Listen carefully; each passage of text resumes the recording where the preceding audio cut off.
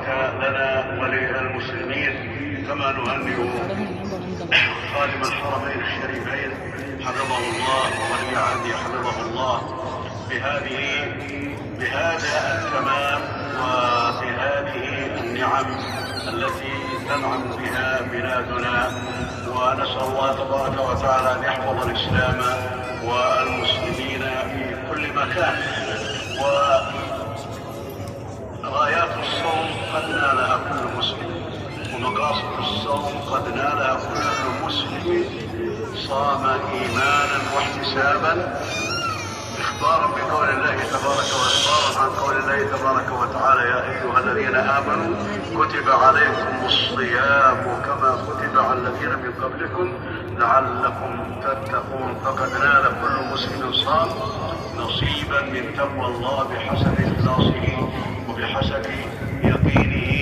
فإن غاية العبادات هي تربية النفس وتزكيتها والإعداد لتقوى الله عز وجل. ويرشدنا الله في نهاية التمام إلى أننا نشكره.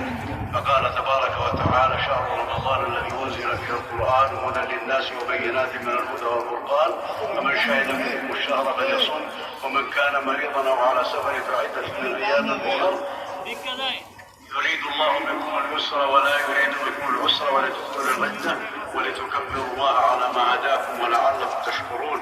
يرشدنا الله إلى الشكر ويرشدنا الله تبارك وتعالى إلى ذكر يعقب هذا الصيام وهذه العبادة والركن العظيم من أركان الإسلام، وهو تكبير الله عز وجل.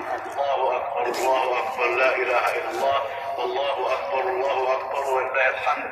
والآية تشمل التكبير من مشاهدة شهر شوال إلى آخر وقت العيد.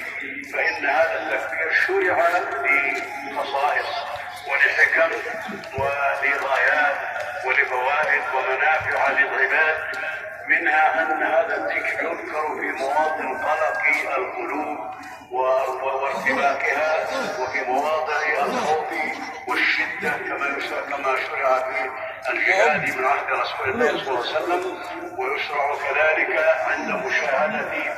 عند مشاهدة الحريق، فإن التكبير